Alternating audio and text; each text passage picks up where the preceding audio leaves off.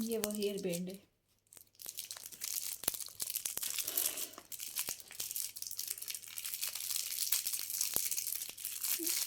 ये इस तरह को चाहिए, ये ऊपर लगाते हैं तो लगता है जैसे स्टाइल बना हुआ है।